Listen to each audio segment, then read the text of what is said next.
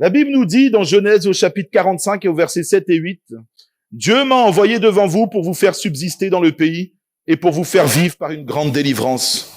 Ce n'est donc pas vous qui m'avez envoyé ici, mais c'est Dieu. » Joseph, à la fin de sa vie, en tout cas dans cette histoire, va faire le constat, malgré tout ce qui lui est arrivé, que c'est Dieu qui l'a envoyé en Égypte. On va retracer son histoire et vous allez voir que Joseph annonce d'une certaine façon Jésus-Christ. Il est une préfiguration de Jésus. Jésus, ce merveilleux Jésus, on va voir en quoi Joseph est une préfiguration de Jésus. Vous savez, l'histoire de Joseph commence, il est enfant et Dieu va lui parler. Il va avoir des rêves et à travers ses rêves, Dieu va lui montrer qu'il sera quelqu'un qui va être grand, qui va diriger. Et puis, un peu innocemment, Joseph va aller voir ses frères, il va dire, « Oh, regardez ce que Dieu m'a parlé, j'ai fait des rêves, etc. Et puis j'étais là et je dominais sur vous. » Alors, comme un enfant un peu naïf, il va aller dire à ses frères et ses grands frères, « C'est moi qui vous dirigerai. » Alors forcément, les grands frères, ils ont vu ça d'un mauvais œil. « Comment ça, toi le petit, là? Toi, tu vas arriver, tu vas dominer sur nous? Hors de question. » Vous savez, Joseph va être rejeté par sa famille. La Bible nous dit qu'il va être pris par ses frères et vendu comme un esclave. Quelle catastrophe, quelle souffrance. Et quand on regarde, c'est le premier parallèle avec Jésus-Christ. Jésus-Christ a été rejeté, il a été trahi par ses disciples, par des gens qui l'entouraient. Joseph a connu le rejet familial, mais c'est difficile. Peut-être qu'il y a des personnes ici qui ont été rejetées dans leur enfance ou rejetées par leur famille. Ça peut arriver. Moi, ma femme, par exemple, elle a été abandonnée quand elle avait 3 ans et laissée en foyer. Ses parents l'ont laissée, bon, diverses raisons, peut-être qu'elle vous l'expliquera un jour. Mais elle a été abandonnée. Donc, quand elle lit l'histoire de Joseph, c'est quelque chose qui peut parler à son cœur. Et puis, la Bible nous dit qu'il va être vendu pour des pièces d'argent. Jésus aussi a été trahi pour des pièces d'argent. C'est marrant toutes les similitudes qu'il y a. Et alors que l'histoire de Joseph ne s'arrête pas là, il va, après être vendu, il va finir par aller en prison. Mais quelle catastrophe! Cet homme qui avait eu des rêves de grandeur va se retrouver au fond du gouffre, au fond du cachot, comme un malfrat. Jésus aussi a été mis au compte des malfrats. Il a été sur ses croix entouré de 2 brigands. C'est quand même catastrophique. Lui qui était saint, qui était pur, il va se retrouver au milieu de brigands. Encore des choses qui sont semblables. Et la Bible nous dit que, et c'est ça qui est important, que Jésus a été envoyé par Dieu. Tout comme Joseph a été envoyé par Dieu. Joseph va prendre conscience dans Genèse 45 et dire « Ne vous affligez pas » quand il va revoir plusieurs années après ses frères qu'il avait vendus, qu'il avait malmenés. Lui, la Bible nous dit qu'il est devenu le second de l'Égypte. Un peu le gouverneur, l'intendant de l'Égypte. Il y avait juste le pharaon au-dessus de lui. Et à ce moment-là, Joseph va voir ses frères arriver devant lui parce que il y a une grande famine. Et c'est une famine qu'il y a sur toute la terre. Et à ce moment-là, il va dire, ne vous affligez pas et ne soyez pas fâchés de m'avoir vendu pour être conduit ici, car c'est pour vous sauver la vie que Dieu m'a envoyé devant vous. Des paroles de grâce quand même. Si je faisais un petit sondage à main levée ce soir, je dirais, tiens, monsieur Guénaud, Mister Guénaud, senior, voilà. Même Samy, Bernadette, pourquoi pas. Ne répondez pas. Mais si vous aviez été vendu par vos propres frères ou trahi par vos propres frères, et que vous aviez la possibilité de les faire regretter un petit peu, juste un petit peu, pas trop, parce qu'on est chrétien, ça se fait pas. Mais franchement, on se dirait, je vais les faire regretter un petit peu quand même, parce que la réaction de Joseph, elle est surprenante. C'est vrai, hein. Il leur répond, écoutez, en fait, c'est Dieu qui m'a envoyé là. Et c'est en plus pour vous sauver la vie. Moi, je me dis quand même que cet homme était un homme inspiré et rempli de l'Esprit de Dieu. Mais Jésus va dire la même chose. Jésus, il va savoir pourquoi il a été amené. C'est pour sauver l'humanité. Et alors que À l'époque de Joseph, le monde allait mourir. Le monde allait périr. La famine, le ventre allait se creuser, etc. Ils allaient mourir de faim. C'était une réalité. Dieu a averti Joseph de ce qui allait se passer et Dieu a permis à Joseph, il a donné l'intelligence à Joseph de pouvoir mettre en place plein de choses pour pouvoir sauver l'humanité. Et alors que ses frères se pointent devant lui, il va leur donner cette parole d'amour. Mais en fait, vous m'avez vendu, mais c'est pour que je puisse vous sauver la vie. Quel homme extraordinaire. Et Jésus, c'est la même chose qui lui arrivait. La Bible nous dit, car Dieu a tant aimé le monde, qu'il a donné son Fils unique, afin que quiconque croit en lui ne périsse point, mais qu'il ait la vie éternelle.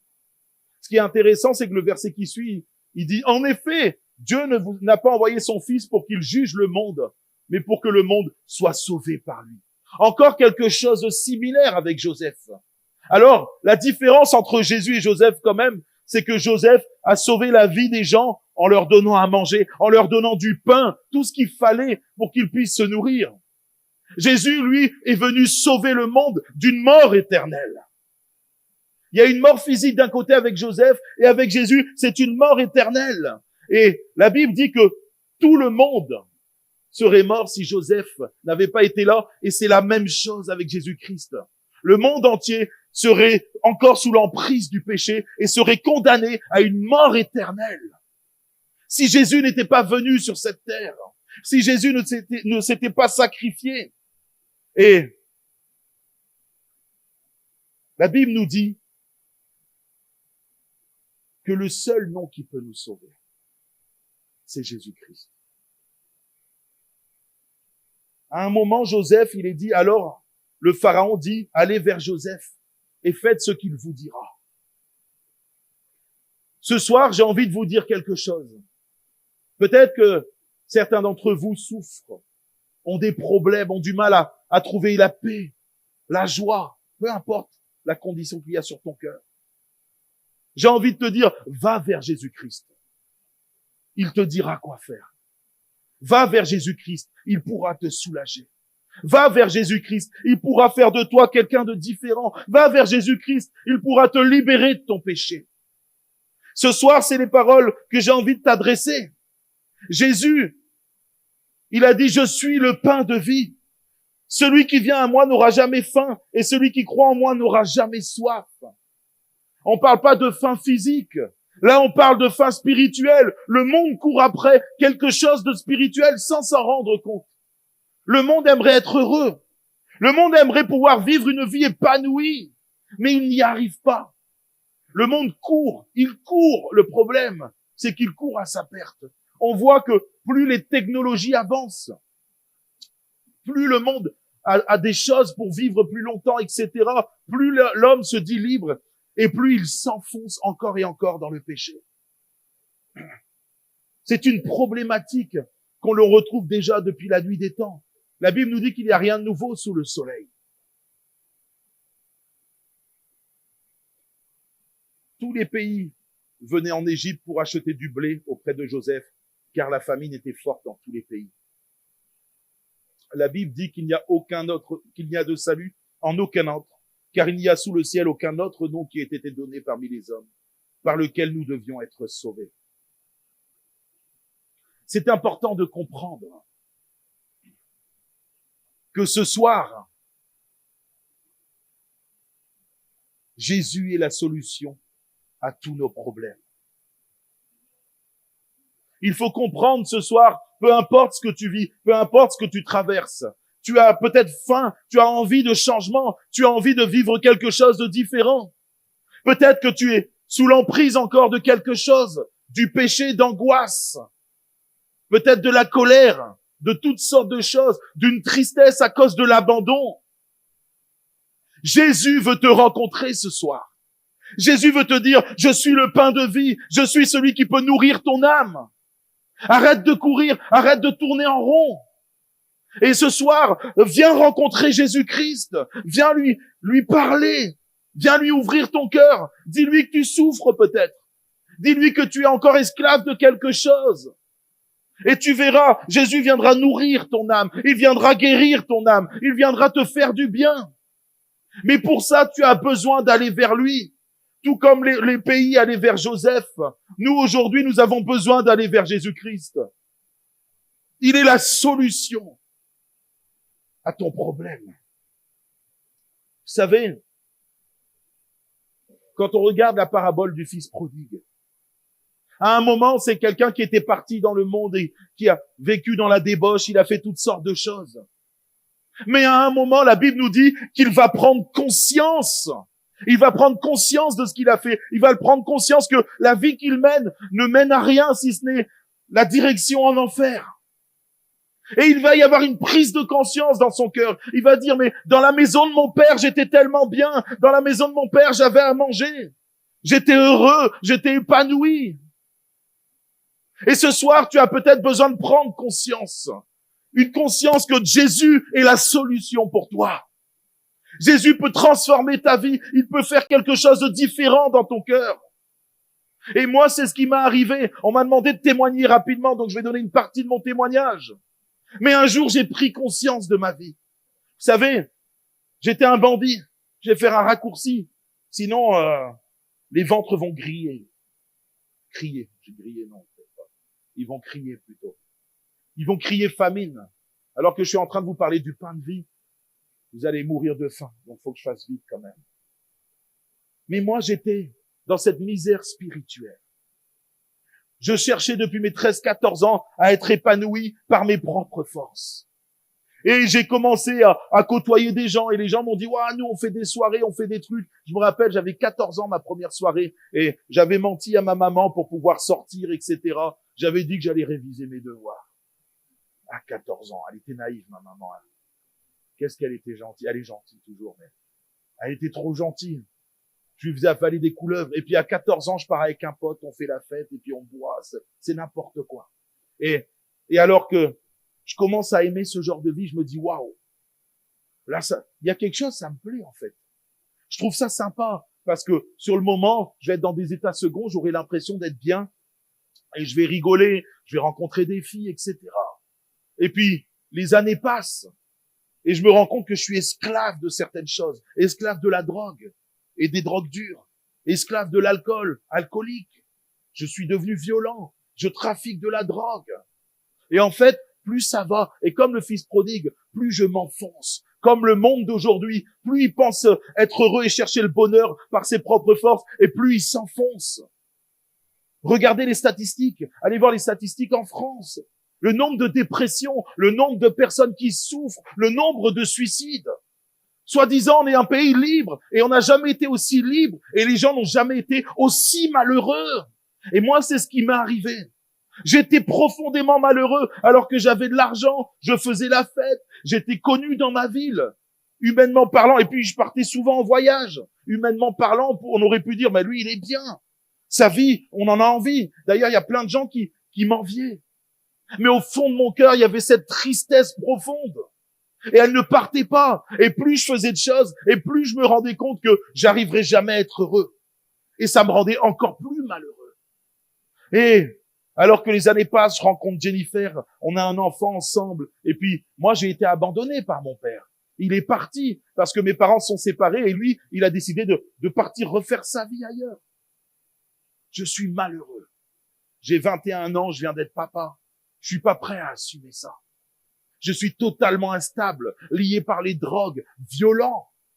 Alors, je fais comme mon père a fait, je m'en vais de la maison et j'abandonne Jennifer et mon fils. Et là, ça va être encore pire. Encore pire. Je vais sombrer dans une dépression violente, avec l'envie de me détruire. Et je voulais pas me suicider, parce que j'avais entendu parler de Dieu quand j'étais petit. Même si par moments l'envie était là, ça venait sur mon cœur et je me disais, waouh, si tout ça, ça s'arrête. Si seulement ça pouvait s'arrêter. Et alors que les années passent, Jennifer et moi on s'est séparés, voilà 3 ans. Et je pars en Angleterre parce que mon père refait surface. Et en Angleterre, alors que je pense que mon père est la solution à mon malheur. Mon père va me rendre heureux parce que je retrouve mon père qui était parti depuis 18 ans, 19 ans. Et je me dis, waouh, c'est ça qui me manque. Vous savez quoi? Au bout de 3 mois, je vois que ça colle pas. Pourtant, je suis heureux, j'ai retrouvé mon père. Mais c'est un bonheur éphémère. c'est un bonheur qui ne dure pas. Et c'est un bonheur qui ne rassasie pas. La misère spirituelle. J'étais toujours dans une famine spirituelle et rien ne pouvait venir combler mon cœur vide, mon âme désespérée. Et alors que les mois passent, je reviens en France et c'était pour suivre une fille et sa famille était chrétienne. Et merci mon Dieu, je bénirai jamais assez Dieu qu'il ait mis cette famille sur ma route.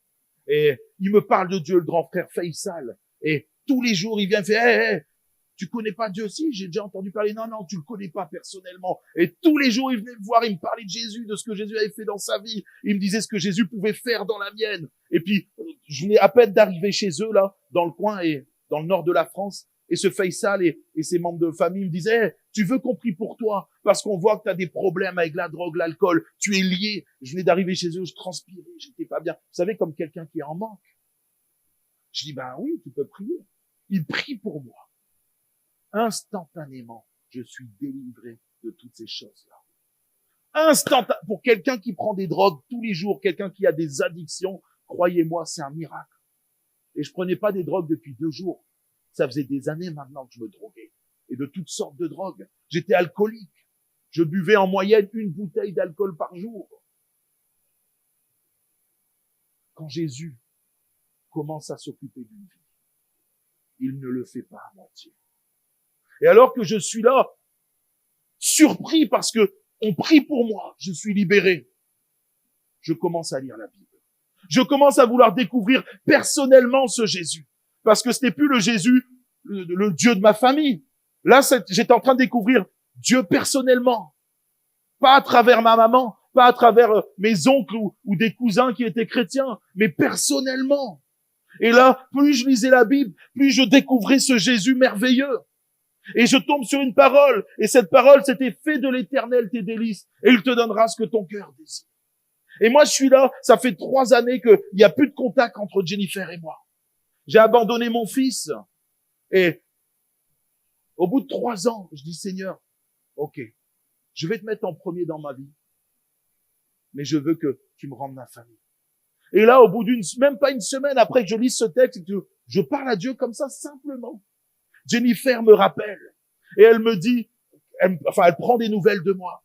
Et j'échange avec elle, je raconte ma condition, qu'actuellement là, bon, je suis dans le nord de la France, que au départ j'étais hébergé par une famille, mais ils pouvaient plus m'héberger, que je suis tombé en foyer d'hébergement d'urgence, parce que je suis devenu SDF. Elle est comme touchée, une tristesse dans son cœur. Et puis, elle se met à pleurer au téléphone. Et je discute avec elle, je dis, mais non, ne pleure pas, tout va bien. Elle me dit, mais comment ça, tout va bien? Je dis, ben, j'ai commencé à lire la Bible. Elle me dit, oui, j'ai vu que ta voix a changé. T'es plus le même. Rien qu'au téléphone, elle arrivait à voir que ma voix avait changé. Imaginez-vous comment j'étais avant. J'étais quelqu'un de speed. Même quand je parlais, j'étais nerveux. David, il me connaît, c'est un ami d'enfance. Il pourra vous dire. Hein, David? On en a fait des bêtises ensemble, hein. Là, je l'affiche, il aime pas trop ça. Mais moi, j'aime afficher les gens, c'est mon petit plaisir. Et alors que je lis la Bible, il y a comme une paix. J'avais pas donné ma vie à Jésus encore. Mais cette paix, que procure la parole de Dieu, elle est réelle. Je lisais la Bible et je changeais tranquillement. J'étais transformé. Au bout d'un moment, Jennifer me dit, écoute, il serait bien qu'on se remette ensemble. Et je dis oui. Et dans ce même laps de temps, il y a quelqu'un qui vient dans les foyers d'hébergement d'urgence et qui dit, je veux, prêter un appartement à un SDF. Imaginez-vous, c'est une histoire, on peut pas entendre ce genre de choses. Il y a un homme qui rentre dans un foyer qui dit, je veux mettre à disposition gratuitement un appartement pour un SDF. Et figurez-vous que ce SDF, c'est tombé sur moi. Comme de par hasard. Quand on met Dieu en premier dans sa vie, Dieu s'occupe de nous. Alors, je vous dis pas que je suis devenu millionnaire, mais je suis sorti de la rue et j'ai eu un appartement, un beau duplex en plein centre-ville de Valenciennes. Vous imaginez le prix que ça devait valoir. Mais un beau duplex, 2 étages et tout. Il y avait 2 chambres, c'était magnifique. Et moi, j'arrive, on me prête ça, c'était gratuit.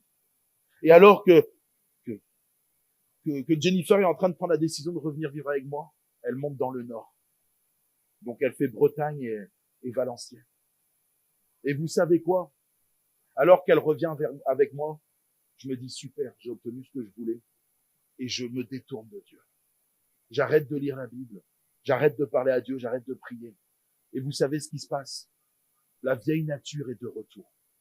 Le Laurie qui était un peu colérique, là, je redeviens nerveux. Je recommence à mal parler. Et puis, vous savez quoi? Le diable, il est fort aussi. Parce que s'il y a un Dieu, il y a un diable. Eh ben, j'ai un voisin qui débarque dans l'entrée d'à côté. Et ce voisin, eh ben, il se drogue. Et il boit, il est alcoolique. Et moi, je suis là, et alors que tout allait bien, que Dieu m'avait délivré de toutes ces choses-là, eh ben, je replonge. Et je me remets à fumer avec lui et à boire. Et puis là, au bout d'un moment, Jennifer, elle me dit, écoute, là, c'est trop. T'avais changé, mais j'avais l'impression que tu faisais semblant, parce que là, ça fait quelques mois qu'on est ensemble et t'es redevenu comme avant, t'es en train de reprendre la mauvaise route. Alors, je rentre en Bretagne. Et elle dit, cette fois-ci, si tu rentres pas avec moi, c'est définitif, je ne veux plus entendre parler de toi. Vous savez, Jennifer n'est pas chrétienne à ce moment-là. Et elle a été abandonnée par ses parents quand elle était petite. Je l'ai abandonnée moi aussi.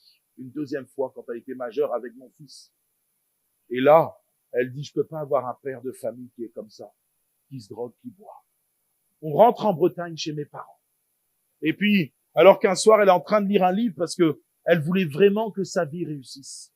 C'était son souhait. Elle espérait vraiment avoir une famille. Elle qui n'avait pas eu de famille, elle voulait une famille à elle. Elle voulait avoir un bon mari et des enfants, qu'elle pouvait s'occuper. Et avec moi, ce n'était pas le cas. Et elle lit son livre, Comment réussir sa vie de couple. Un bon livre de psychologie. Voilà. Tout ce que j'aime, vous pouvez imaginer. Et moi, je la regarde avec son livre, et puis je me moque un peu d'elle. Je lui dis, mais ton livre, il est nul. Je dis, moi, j'ai un livre pour toi. Et là, elle me coupe, elle fait, ah, stop. Elle dit déjà, avant de me parler de ton livre, commence à le lire pour commencer. Puis là, je suis là, j'ai pris dans mon orgueil, dans ma fierté masculine. Je dis, comment ça? Et puis intérieurement, ça boue, là. Je me dis, elle m'énerve, celle-là. Et puis ensuite, elle me dit, mais montre-moi que tu es heureux avec ton Dieu. Et après, on en parlera. Vous savez, c'est comme un coup de poignard en plein cœur. Elle a touché dans le mille. Ma fierté fait que dans ma tête, je me dis, demain matin, je vais aller à l'église et elle va voir. Le lendemain matin, je me lève, je prends ma voiture, je vais à l'église. Et là, je suis assis au fond de l'église. C'est comme si c'était au fond à droite, donc vers là-bas, mais version, c'était une grosse église. Puis j'étais là, comme ça, au fond. Vous savez, t'es au fond de l'église, comme ça, t'es assis. Puis t'as le pasteur, il prêche. Un peu comme moi ce soir, il dit des bêtises. Et puis t'es là. Et puis en fait, t'écoutes. Puis tu sens que ton cœur, il commence à s'ouvrir. Et puis tu te sens vraiment bien. Et ensuite vient un temps de prière où tu sens la présence de Dieu.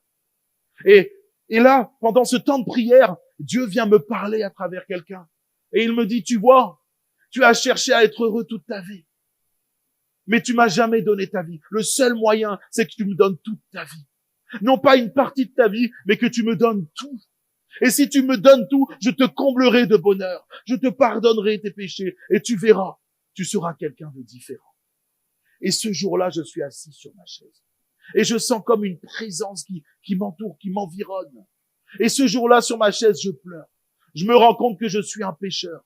Je me rends compte que je fais n'importe quoi, que j'ai vécu sans Dieu toute ma vie, et je me rends compte que j'ai fait du mal aux gens, et je me rends compte en fait que je suis en train de me détruire. Je détruis ma vie.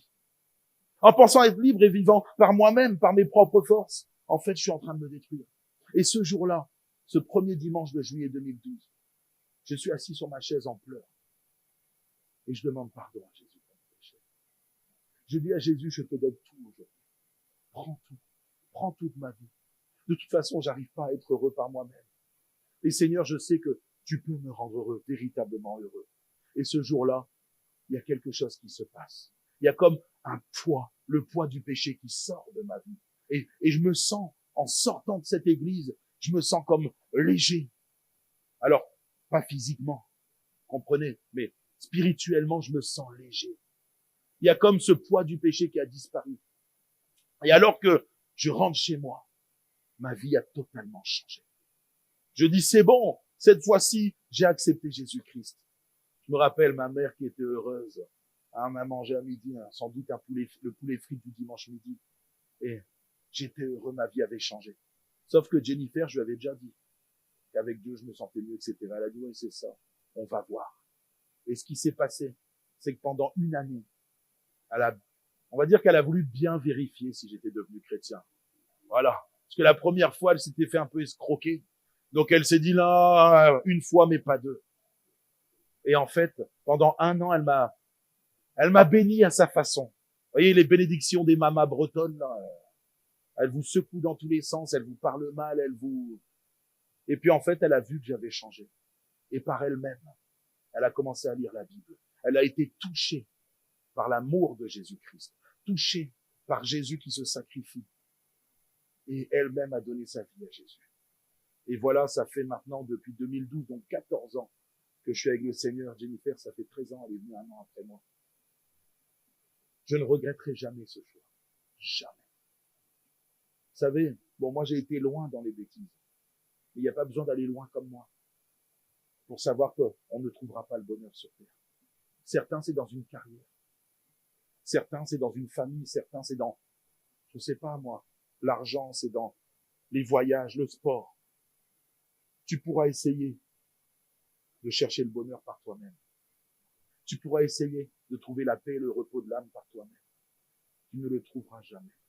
Parce que la Bible nous dit que il n'y a qu'un seul nom. On l'a lu tout à l'heure. Et c'est Jésus-Christ. Si aujourd'hui, et je le dis bien, si aujourd'hui, tu as l'opportunité d'ouvrir ton cœur et de laisser Jésus-Christ y rentrer, fais-le. Si aujourd'hui, tu as peut-être déjà accepté Jésus-Christ comme ton sauveur, mais tu as besoin d'être renouvelé, fais appel à lui. Il est digne de confiance. La Bible dit qu'il n'est pas un homme pour mentir. Ce qu'il dit, son bras l'accomplira sûrement. Si ce soir, et j'aimerais qu'on puisse fermer les yeux simplement,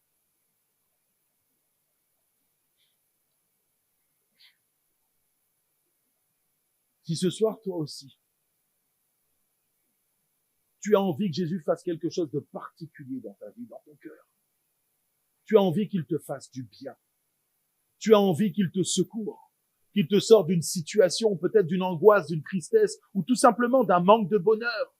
Vous savez, il y a des personnes qui cherchent le bonheur, ils ne le trouvent pas, alors ils tournent en rond. Ils tournent en rond, ils cherchent. Alors ce soir, fais appel à Jésus-Christ. Si tu sens que ce soir, il y a un besoin quelconque dans ta vie, fais appel à Jésus-Christ. Fais-lui confiance. Comme le monde est venu vers Joseph pour se nourrir, aujourd'hui, le monde doit venir à Jésus-Christ pour être sauvé, pour être libéré, pour être guéri de blessures.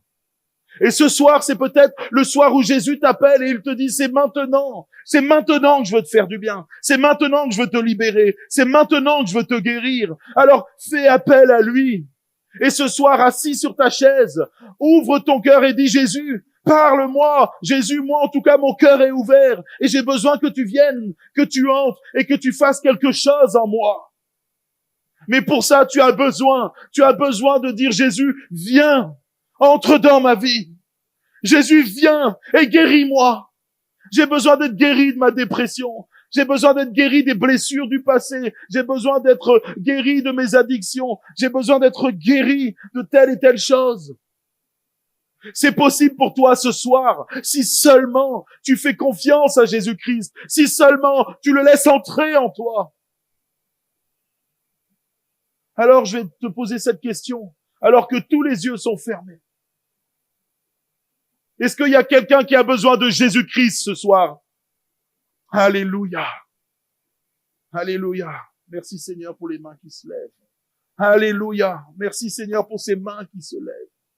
S'il y a d'autres personnes qui ont besoin de Jésus, peu importe la raison, lève ta main. Tous les yeux sont... Alléluia. Vous pouvez baisser vos mains. Alléluia.